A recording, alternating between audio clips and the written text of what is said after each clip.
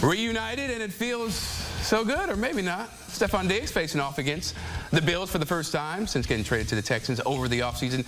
Diggs spent 4 years in Orchard Park with plenty of ups and downs throughout his time with signal caller Josh Allen. Here's what Allen had to say about his former #1 option earlier this week.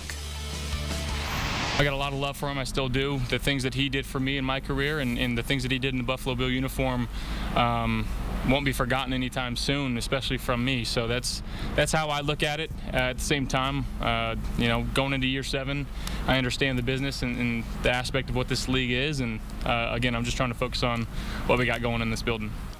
And here's what Diggs had to say on the much anticipated reunion this week. Quote, "A lot of other people are going to feel away or have a lot to say about X, Y, Z, and I'm not mad at it. Football is a very emotional sport. I go in there and wear my heart on my sleeve, and I won't stop. But for me, I block out the noise. Nobody is going to run the routes but me. Nobody is going to watch the tape but me. I try not to get back into the back and forth about the opinions or how people feel. I've got a job to do. I try to get it done." End quote. For the latest on this monster matchup, here's CBS Sports' own Evan Washburn. Huge matchup here in H-Town in Week 5 between two division leaders with too many connections and storylines to count. The one that stands above the rest, Stefon Diggs taking on his former team in the Buffalo Bills. Is it a revenge game or a reunion game? At this point, who knows? But what we do know is it was an incredibly successful 4-year marriage that ran its course. Now, in lead up to this one, both sides have handled it diplomatically and with a positive bent. Head coach of the Bills, Sean McDermott, telling us that he has so much respect for Steph. He was so good for them over the course of his 4 seasons. And while this game is this week, it will leave them the memories they will not. As for the impact on the style of this game and how it will be played, C.J. Stroud said, look, we're going to try and get Diggs going early, get him his touches. But the reality is they do that every week. Diggs' mindset is to remove the emotion as best he can from the game and block out the noise. Should be fun to see how this plays out as the best reality show going, the NFL, rolls through Houston. Thank you so much, Evan. Everyone will talk about the drama between Allen and Diggs during their time together in Buffalo, but make no mistake. They made for one incredible QB receiver duo, having a lead or share of the lead in every major receiving category from 2020 to 2023. Their reunion is sure to have plenty more offensive fireworks from NRG Stadium.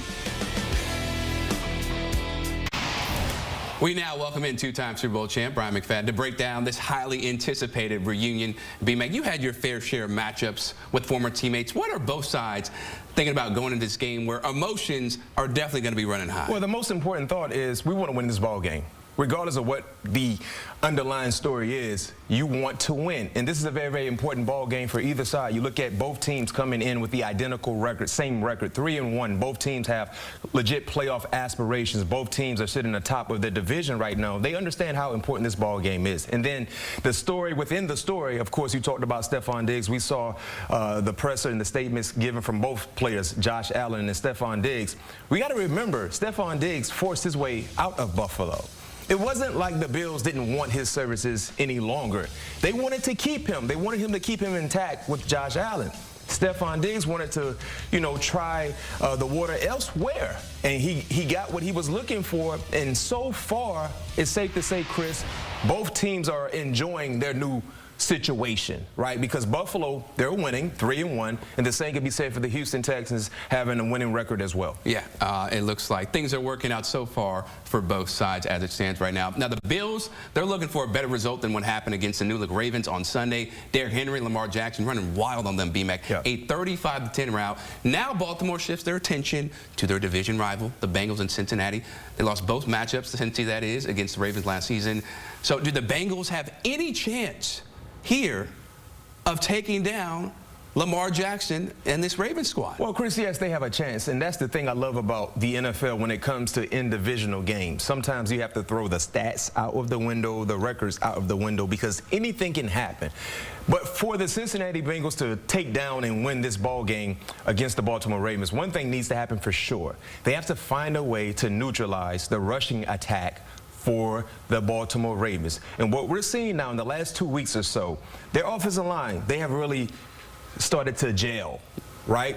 the continuity is there. Remember, they had to replace 3 guys on the offensive line. So it kind of took some time to get things going. What they did against Dallas and what they did last week against Buffalo is more of a reality of what opposing defenses can face when you talk about the continuity on the offensive line. And then the king is getting things rolling. And then when he is rolling, don't forget about Lamar Jackson, and then Justice Hill comes into the lineup. He's a change of pace back. So they have the personnel to run the football effectively. They have the offensive linemen that understand their new role within their system to be able to pave the running lanes open for the runners. So for Cincinnati, this is a defense that have allowed over 140 yards on the ground to opposing teams. You know, towards the bottom end in the rushing category defensively. They got to play their best game against Baltimore to slow down the running game, because if you allow Lamar Jackson, Derrick Henry to get things going running the football, good luck in slowing their offense down from getting into the red area. Yeah, absolutely. It should be a very fun battle. Now, from the current Ravens QB Lamar Jackson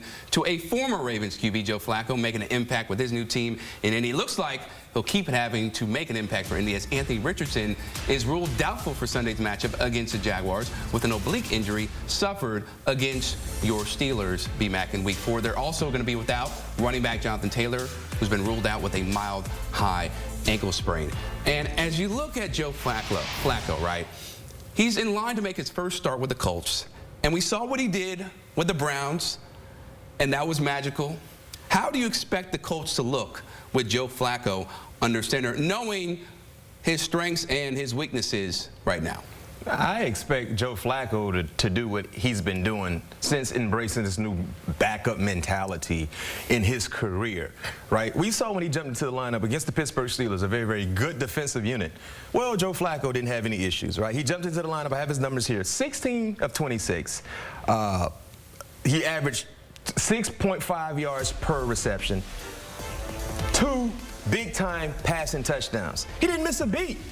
He didn't miss a beat. So I think when you talk about having a full week to prepare as the starting quarterback with his experience, guys, I think he's going to be successful. Now, the issue for Joe Flacco is not a Joe Flacco issue. It is a trend issue. The last time Indy, they won a game in Jacksonville and Duval was 2014. It's been a long time. It's been a long time. So whoever the quarterback has been, it doesn't matter. It's something about that quarterback playing for the Colts, going to Jacksonville, they don't win.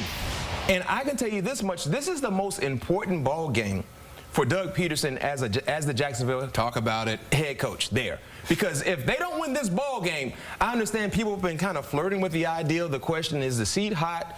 Listen, my seat is very, very comfortable right now. Chris' seat is comfortable as well.